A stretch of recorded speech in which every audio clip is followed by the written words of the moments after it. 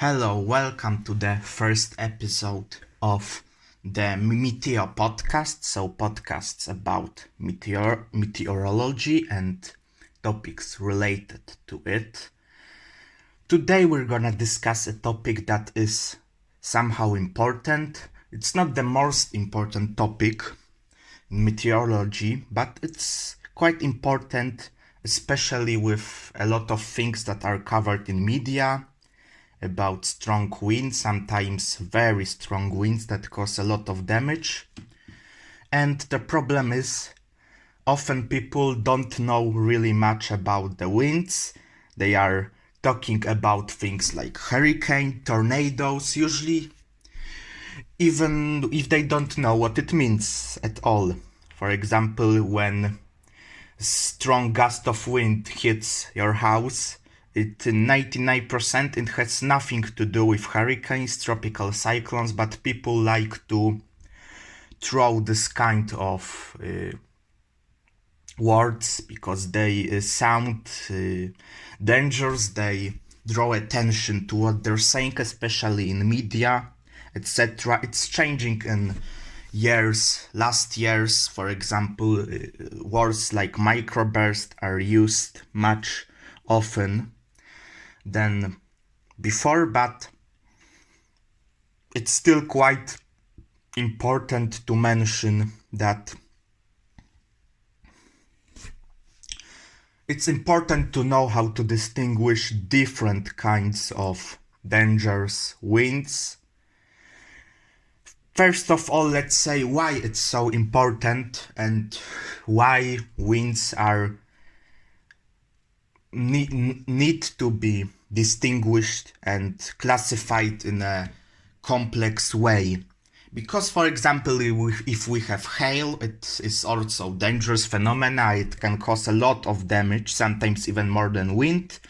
But it's relatively simple. It's falling ice from the sky, sometimes with low intensity, sometimes with high intensity, sometimes larger, sometimes smaller. But there is not a lot of more into it. It's just hail. The same with rain. Sometimes weaker, sometimes stronger. Sometimes might flood something. If rain is very strong, for example, during thunderstorms. But it's just rain. And for example, if you're a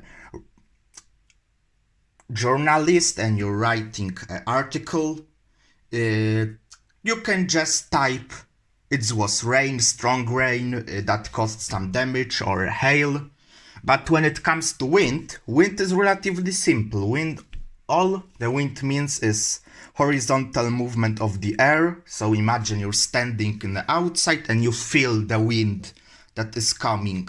And it's simple phenomena, but it's important to know that in meteorology, the cause of the wind is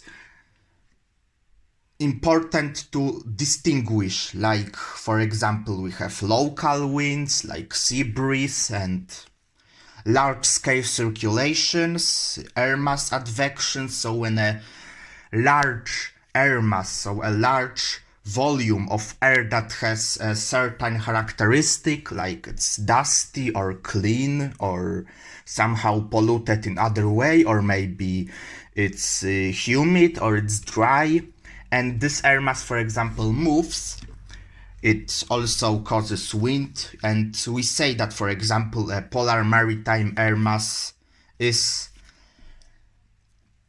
bringing some type of weather. We call this advection, so a horizontal movement of large air masses, large scale winds on areas of usually hundreds of or thousands of kilometers. But today we're not gonna talk about it, at least not a lot. We're gonna talk about local winds, or more local winds, or mesoscale winds. Mesoscale means in the scale of 10 to, let's say, 100 kilometers, or even more. I think 100 is too small.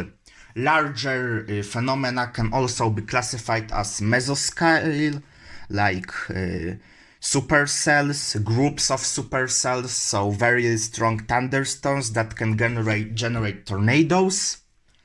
But we're gonna talk about it more, but we start with why not every strong wind is a tornado. And it's very important topic because if you see even some kind of vortex, maybe horizontal sometimes, when wind hits the house, a lot of people assume, oh, it was a tornado because it caused some damage, something happened. But no, from a meteorological point of view, no, it wasn't a tornado in 99% of cases, especially if there is other phenomena that explains it better. And we're gonna talk about it briefly. Or maybe not so briefly, it depends how much I will have mood maybe to talk about something, or maybe I would want to skip something because, for example, today is not a mood to talk about it, I don't know. But let's start with, as we know what wind is, it's a horizontal movement of the air. It's self-explanatory. Wind has a direction, a speed. Wind can be gusty, so when the speed sharply increases from a brief period of time, wind is classified as, or other, I would like to say that gust means a wind is rapidly increasing in speed over a short period of time, like maybe minute or more, but not more than 10 minutes, as I remember, as defined by a meteorological glossary.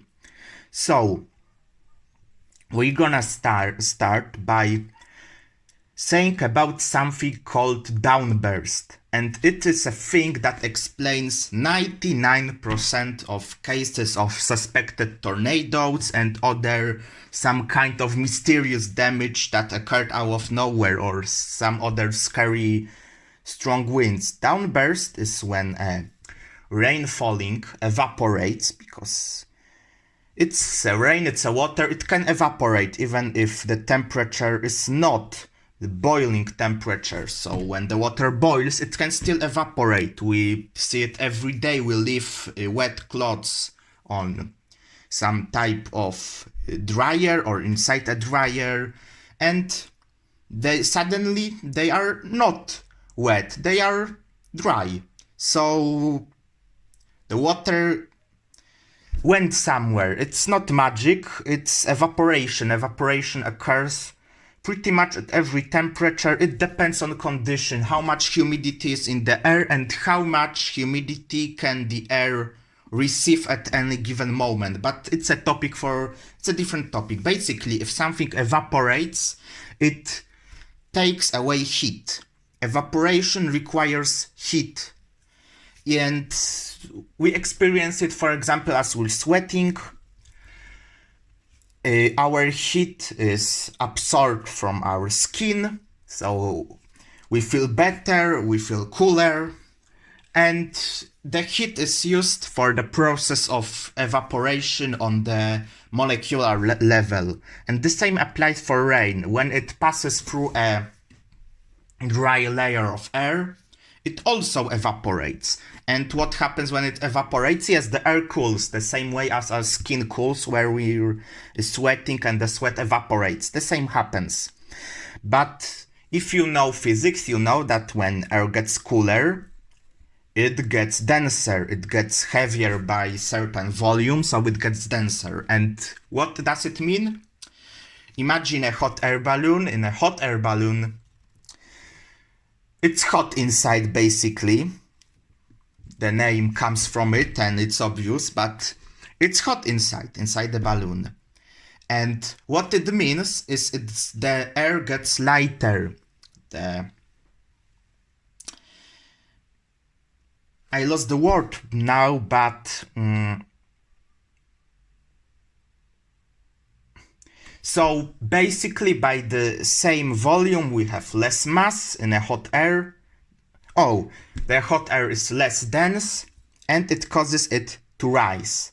The same but opposite happens in this case. The rain falling through dry air, the air takes the humidity, the water from the droplets, so basically it evaporates, the air cools, the droplet also cools, but no, it's easier to take the heat from air because because of physical principles. I can't recall it now, but you can find it.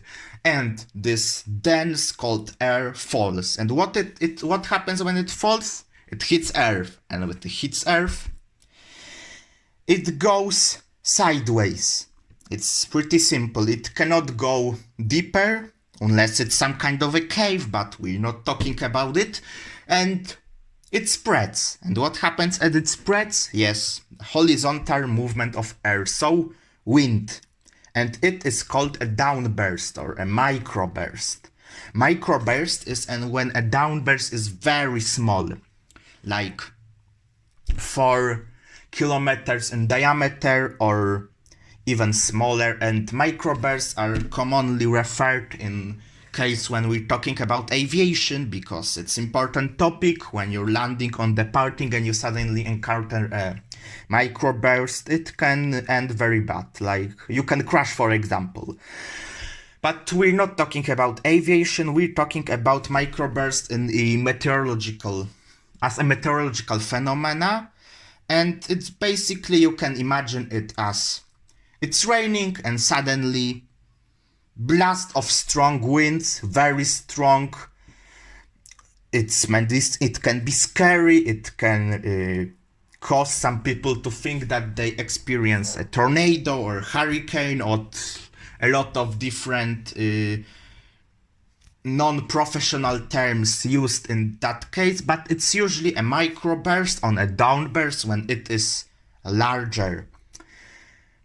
And it is important to remember that despite being usually less dangerous when we're talking about wind speed alone, a microburst cover a large area compared to a tornado. Tornado in most cases is less than 1 kilometer wide.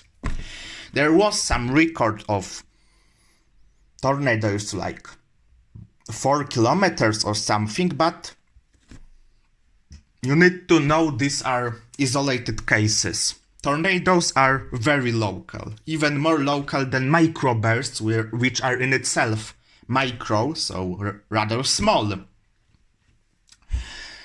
Sorry, I need to drink some water.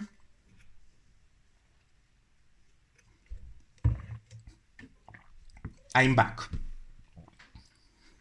So, the microburst is sometimes, not at all cases, but often is more dangerous than a tornado because it covers a larger area. It can even spread, as I said, if it's a downburst, larger downburst, or sometimes called a microburst. So a large type of microburst. Okay, I said it in the way that it's macroburst and microburst. The former is rarely used because it's basically sounds so similar. It's, as you heard, it's linguistically hard to differ between them, but you know what I mean. And all you need to know is microbursts are in some way opposite of tornadoes. So as I said, cold air is falling from the sky, it's spreading horizontally, forming horizontal vortices that can be dangerous in aviation, for example, when be seen by a distant observer as rain that goes with the wind. It's also curling in a spectacular way.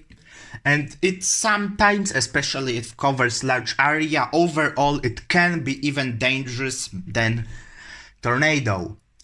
But we know that if suddenly wind gets strong, it's not a tornado in most cases. But what if we see a vortex, like we see a funnel cloud, so a rotating cloud that's extending below the bottom of the cloud.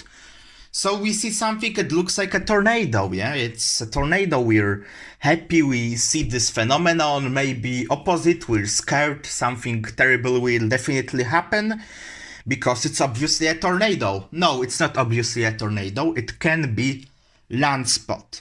Landspot is not a tornado, because it isn't formed by a strong thunderstorm, a rotating storm cloud, which is called in meteorology a supercell. Landspot is much smaller than a tornado, usually much weaker, and basically you can think of landspot as a kind of phenomena that you often see in videos where there is a cloud, there is some kind of vortex on the bottom of the cloud, a strong wind suddenly emerges out of nowhere, it starts rotating fastly, it throws some object, but it's usually much weaker than a tornado. From a distant point of view, it's also much smaller, the funnel cloud almost, so the cloud that is extending below the bottom of the original cloud, like the cloud that formed it. It's not as spectacular, it rarely touches the ground, only the wind usually does some chaos, causes some chaos on the ground.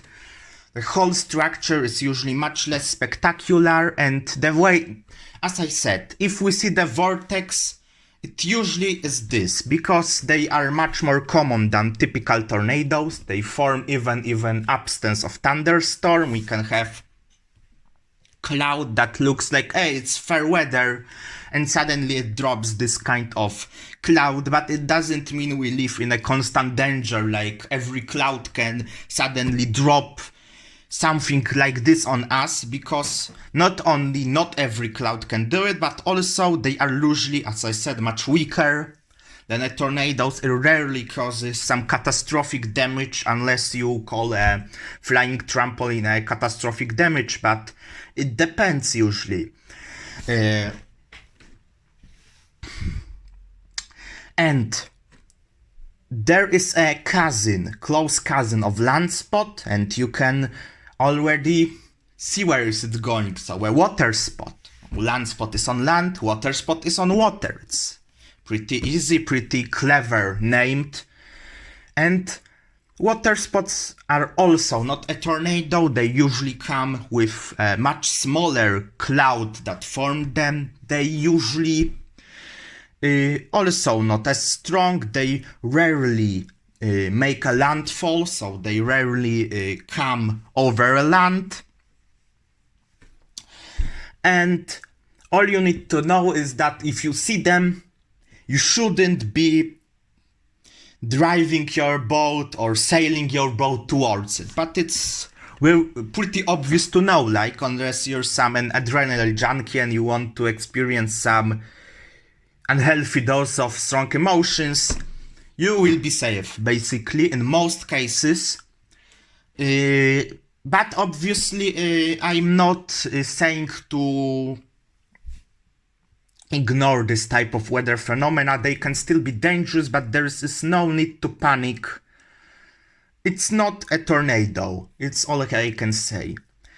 But even if there is a lot of damage, something terrible happens, everyone reports it, and much people think, oh, it was definitely a tornado because it was a large area. As we talked before, it actually means it was rarely a tornado if the damage is on large area. But let's go back to a microburst or downburst and imagine there are a lot of microburst or downburst. There is a lot of clouds, lot of storm clouds around a certain area. Every one of them produces downbursts, or most of them produces. As I said, downbursts means also cold air, a lot of cold air, and this cold air forms a large of large area of the cold air near the ground. It's called a cold pool. Pool because it's a type of air mass, a small air mass of humid, cool air that sits near the bottom below the large, usually the dangerous storm clouds. And this cold pool can move sometimes rapidly, feeded by the new microbursts, by the low-level jets, so as strong winds near the ground, and form straight line winds. Straight line winds are made this way because they are different from a tornado, yeah? Tornado forms a curly path. It's a vortex. And to distinguish it, we need to know that a lot of strong wind events is caused by straight line winds. They are also, some say that it's the same as downburst, but I think the name only applies for at least I am thinking of it when there is a large group of thunderstorms moving fastly, and in front of them there is the large area of air that you can imagine they are pushing. There is a cool cloud or a shelf cloud usually involved that also looks dangerous, but in itself it's not dangerous. It only may suggest there is something danger happening right behind it, but in itself it's nothing to worry about. Just go inside. If you see this type of cloud, you can check what is a shelf cloud on the internet. But we're not talking about shelf cloud, we're talking about straight line winds. They can be strong, but also can be not so strong. Like imagine after a hot day, it suddenly goes very gusty, maybe a rain is falling, maybe some lightning, and despite being some types of disturbed airflow, maybe because of complex terrain, it's usually a straight path, and you see it. All trees are waving or in one direction. They are pushed by the wind in one specific direction. There is not a lot of vortex type motion unless it's some kind of obstacle for the wind that forces it into a small vortex like a building, but it's a straight line wind, and if the wind goes straight, it cannot be a tornado. Unless the tornado is so large it forms an illusion of it, but in this case there will be a suction vortex or the small vortexes orbiting around center of a tornado, and straight line winds doesn't belong to a tornado. So it's important to know this, for example, when you read some articles about strong wind events. And sometimes, and the conditions are right, so it's humid, it's hot, the winds are changing with height, with speed and direction, the straight line winds can become so strong, it becomes as strong as a tornado. It's really creepy to think about it, like it's a large area, many kilometers squared, even thousands of kilometers squared of tornado force winds that can go for 1,000 or more kilometers. And there is a special name for it. It's called der Echo, or I think I pronounce it right. I'm not a native speaker, as you probably noticed. It's how it's spelled. It's spelled in my language. It's der Echo. It's a line, usually a line of storms, but we're gonna be talking about different forms of storm organization in other videos or podcasts. Today we're gonna talk about der Echos, the large group of storm moving and pushing the strong wind, as I said before, in front of it and below the storm clouds. Their echoes can be very strong. They can be confirmed after the event by looking at the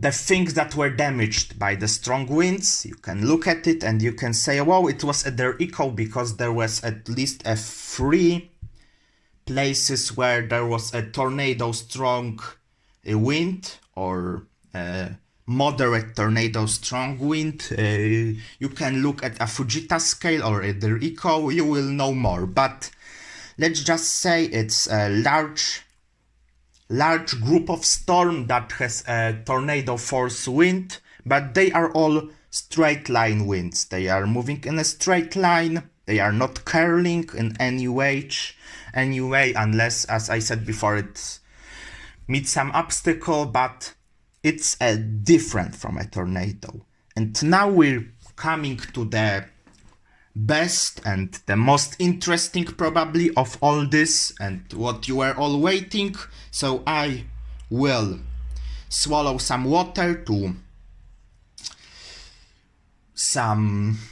I like water, yeah. you know what it's like to not be a native speaker, and sometimes you lose a word, you don't know what to say. I like drinking water.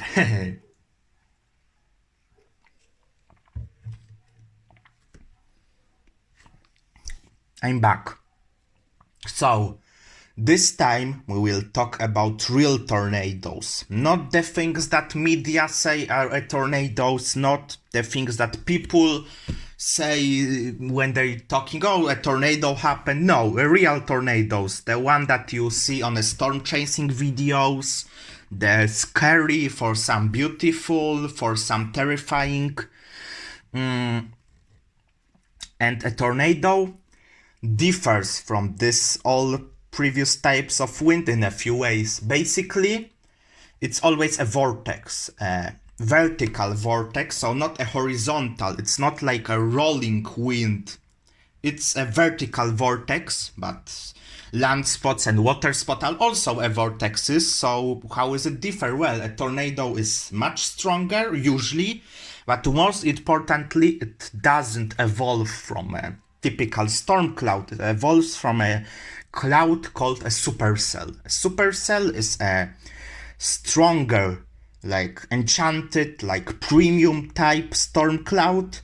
Not the base, not the poor guy storm cloud, the premium storm cloud that is larger, that is higher, more developed vertically, and it forms in a specific condition. You're not gonna get supercells every day, but when they happen, they are spectacular. They cause basically so much danger things to happen that it will take very long to explain all of it. But tornadoes are the most dangerous of it all. They form usually on the back of the supercell. Mostly, not always. It depends on the wind profile, where it forms exactly, and also we don't know. We cannot predict with 100% accuracy. We cannot say from this place in this cloud it's gonna form. No. All we can say is, for example, if the cloud is rotating, if the cloud gets slower, closer to the ground, there might be a tornado, but it isn't something that will help you predict it like in a magical way. You just know it's gonna be a tornado. No, it's all in weather. There is some element of chaos involved. That's why a lot of warnings are a false alarm, because it's better to be safe than sorry. But all I want to say is that a tornado differs radically from all of the different types of winds we talked about today.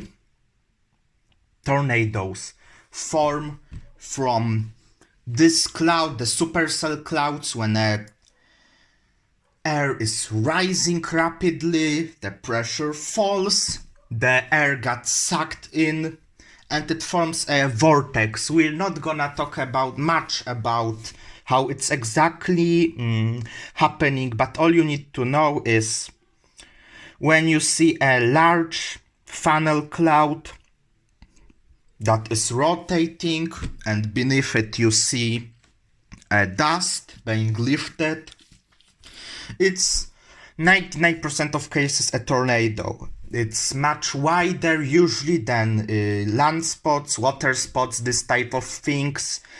It is a rotating vortex, so it's definitely not a straight line winds, and they are the strongest winds on Earth. Without a doubt, they are able to produce the strongest winds on Earth that no straight line winds, no even a tropical cyclones can be concurrent or be compared to what happens when there is a strong tornado involved. Fortunately, in the area that it forms, usually like Tornado Alley, it's not heavily populated, but unfortunately there are some disasters when it strikes a city, and it's always very sad to see it. But fortunately a lot of them forms above fields or different types of things like that, or some other terrain. And it's always best to see that no one got harmed, but the tornado is basically very dangerous. You cannot just, in a microburst, you can even stand outside, and don't suggest it in any way, but a lot of us must have hid it before the rain was coming, and we survived it all. It's not what happens in a tornado. Tornado is always a dangerous event. It's very dangerous. That's why it also used sometimes to explain some other types of strong winds, because it just sounds good. Yeah, it was a tornado. It was, I survived something dangerous, or someone survived, or it depends on the context, but anytime you hear a tornado warning or a tornado involved, it's important to know what is coming. If you see a tornado, it's always best thing to hide. And I don't know what I have to say. It's my first podcast. I'm very happy that you are still here despite my terrible English. It's gonna definitely improve in future videos. I'm gonna be probably much less tired next time. I'm gonna talk about other types. The next podcast will probably be about clouds, about things that all people like, not like this, about dangerous events. They were gonna be about clouds, so much lighter topic. I hope you enjoyed it, and remember, even if you don't like it, I will do everything I can to improve the quality of it in the future podcasts. I don't encourage you to leave a like or anything like that. I'm just grateful that you survived through all this, and maybe you know something you didn't knew before. So have a best day of your life today.